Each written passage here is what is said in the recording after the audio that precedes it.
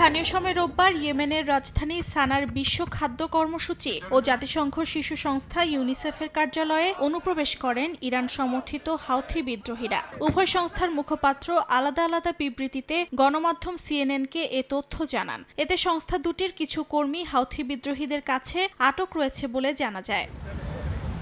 অভিযানের সময় কর্মী আটক হওয়ার বিষয়টি নিশ্চিত করেন জাতিসংঘের বিশেষ দূত হ্যান্স গ্র্যান্ডবার্গ। এই আটক এবং কার্যালয়ে অনধিকার প্রবেশের ঘটনায় তীব্র নিন্দা জানান তিনি। গ্রনবার্গ বলেন, ২০২১ সাল থেকে ইয়েমেনে জাতিসংঘ, এনজিও ও সিভিল সোসাইটির কর্মীরা নিয়মিত আটক এবং নিপীড়নের শিকার হচ্ছেন। জাতিসংঘ মহাসচিব আন্তোনিও গুতেরেস হাউথিদের এই কর্মপরিকল্পনার কড়া সমালোচনা করেন। বলেন, যারা জাতিসংঘের জন্য কাজ করছেন তাদের কোনো অবস্থাতেই লক্ষ্য করা, আটক করা বা নিপীড়ন করা যাবে না। তাদের অবিলম্বে ও শর্তবিহীনভাবে মুক্তি দেওয়ার আহ্বান জানান তিনি। এদিকে জাতিসংঘের সংস্থাগুলো জানায়, কর্মীদের নিরাপত্তা ও সুস্থতা নিশ্চিত করাকে সর্বোচ্চ অগ্রাধিকার দেয়া হচ্ছে। অর্জিতা সোহাজিন, সময় সংবাদ।